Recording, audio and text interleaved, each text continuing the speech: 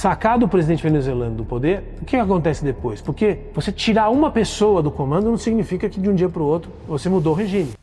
Muito pouco mudou na Venezuela, porque a Venezuela funciona como hoje. E funcionou assim durante o período Chávez e depois com destaque para o período Maduro, de 2013 para cá, ou seja, 12 anos que se passaram no regime Maduro. A Venezuela foi dividida em grupos que dominam o país na sua estrutura mais fundamental. Quem domina as Forças Armadas é um sujeito conhecido como Diosdado Cabello, um traficante de drogas, um militar e também um sujeito muito violento e muito poderoso. Ele cuida das forças e da polícia. Os Rodrigues, que cuidam de uma parte da economia e dos serviços de espionagem e de uma parte do petróleo, família Rodrigues. E a outra família Maduro, os Maduro, que também tem domínio sobre uma parte da economia e dos interesses econômicos do país. Esses três grupos dominam o país, dividiram o poder entre eles. A relação com os cartéis da droga são feitas principalmente pelo Diosdado Cabello, mas com condescendência dos outros dois grupos. E é um país hoje que vive do narcotráfico. Alguém deve se perguntar, mas como é que esse sistema se mantém? Porque desde que Chávez assumiu o poder, que ele tinha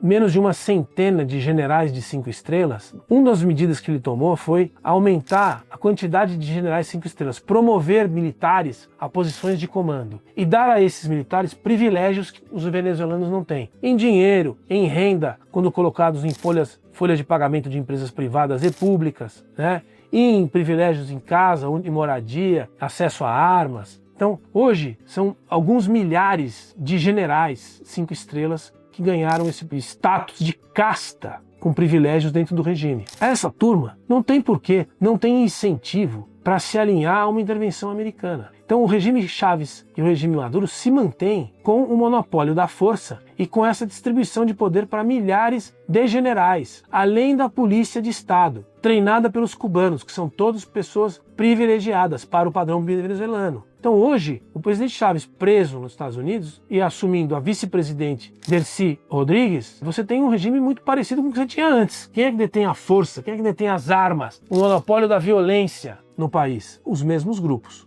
Portanto, o processo a partir de agora é um processo lento, processo de negociação. A presidente que assumiu, Delcy Rodrigues, ela é um personagem mais radical do que Maduro já foi. O pai dela tinha sido um terrorista que já tentava contra a democracia venezuelana antes da chegada de Chávez. Então ela é fruto daquele radicalismo socialista mais abjeto que você pode negar. Ela é hoje a presidente do país, de fato e de jure. O que tem que se perguntar hoje é o quê? O que vai acontecer na relação entre esses grupos? Ponto 1. Ponto 2. Qual é o diálogo que vai se estabelecer com os americanos? Já se abriu uma conversa, a presidente Delcy enviou uma carta aos americanos, abrindo o diálogo, dizendo que tem interesses comuns. Não há nada que ela pudesse fazer que não fosse isso. É uma questão de sobrevivência. Mas é aqui que começam as especulações, que são muitas, pessoal. O que vai acontecer com a Venezuela? Muita especulação, ninguém sabe. A gente tem que trabalhar sempre com os estudos da história. Eu sempre faço questão de destacar esse aspecto. O que existe de conhecimento na ciência política e na política internacional sobre transições de regimes autoritários para regimes democráticos? Um monte de literatura.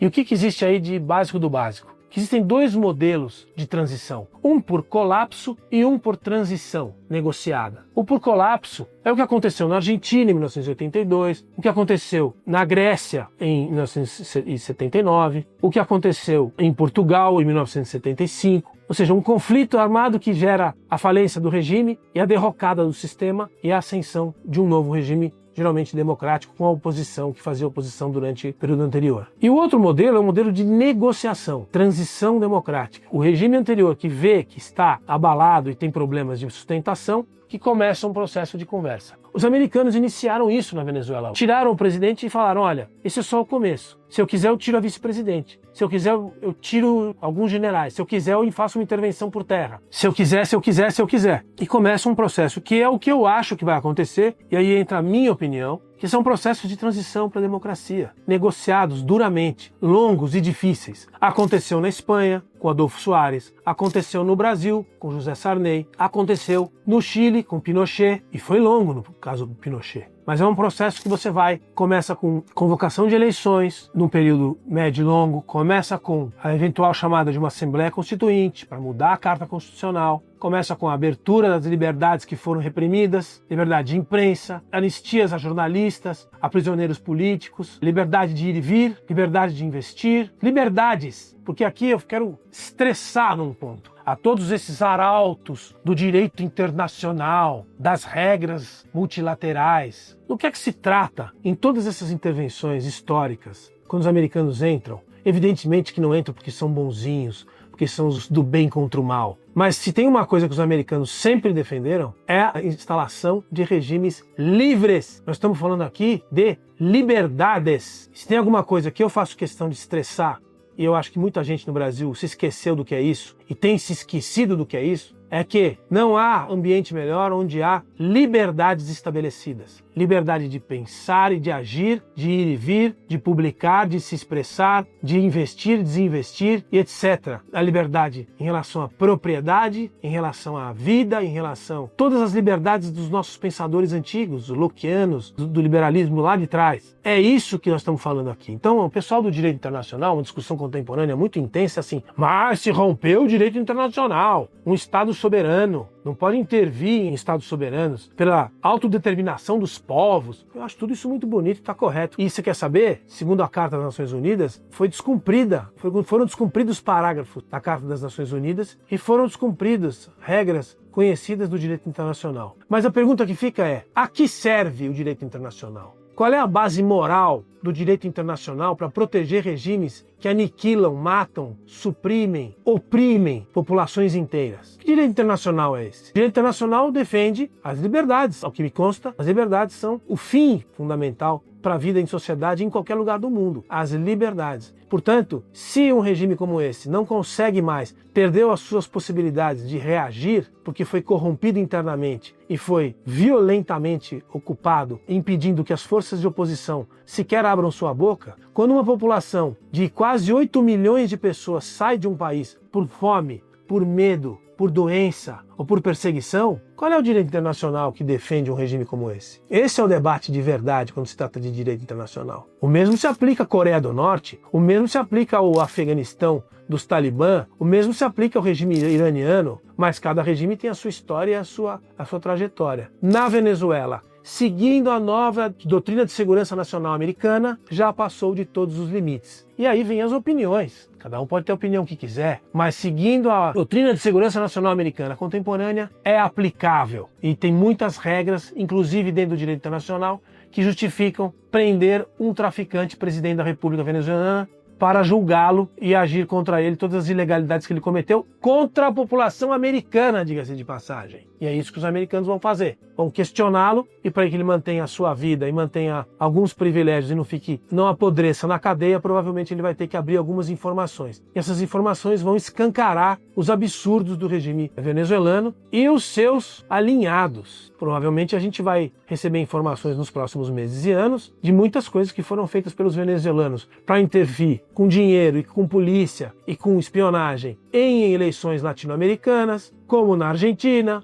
como no Brasil, como no Chile, como no Peru, como no Equador, porque o regime servia para muitas coisas perversas, além de suprimir, além de humilhar o povo venezuelano, que, diga-se de passagem, um outro aspecto que tem que ser colocado aqui, eu não conheço nenhum venezuelano que não esteja vibrando com a saída de Maduro, que não seja quem estava beneficiado pelo regime de força, ou que não seja vinculado ao tráfico de droga, ou que não seja, curiosamente, toda essa universalidade woke, maluquete, anti-Israel, antissemita e pró-Palestina, pró-LGBTQY, seja lá o quê, toda essa agenda confusa de gente que não sabe nem onde é a Venezuela, muito menos a Palestina, essa gente também faz manifestações mundo afora, curiosamente, nos países livres. Então as cenas são mais do que curiosas, são quase chocantes. Em países livres, com destaque para os Estados Unidos, em Nova York, em Washington, venezuelanos livres comemorando a libertação do seu país e de norte-americanos livres se queixando da intervenção norte-americana de um regime de força, de um regime opressor, de um regime que atenta contra os direitos humanos, diga-se de passagem. Termo que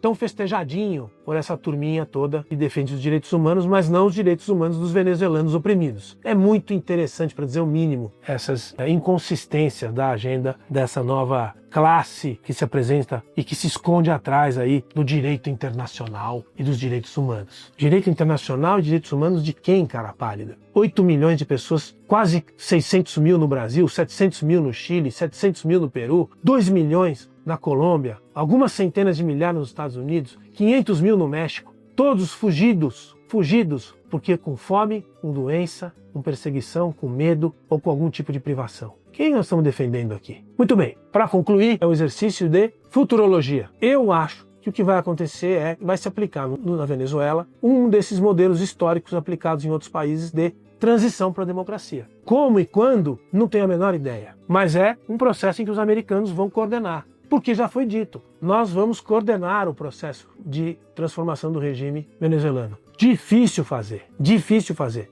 Provavelmente os americanos não vão entrar por terra com soldados, forças, tanques, metralhadoras. Não, eles não vão entrar. Mas vão fazer incisões e pressão de todo tipo, ameaças, aí provavelmente com outras lideranças aí. Pode até ser que os americanos tenham que fazer intervenção individual em outros desses líderes que eu fiz citação aqui, Diosdado Cabello, Rodrigues, etc., outros membros da família Maduro, para que consigam iniciar a transformação política. Eu acho que é isso que vai acontecer. O pessoal diz, vai ter guerra civil? É um cenário.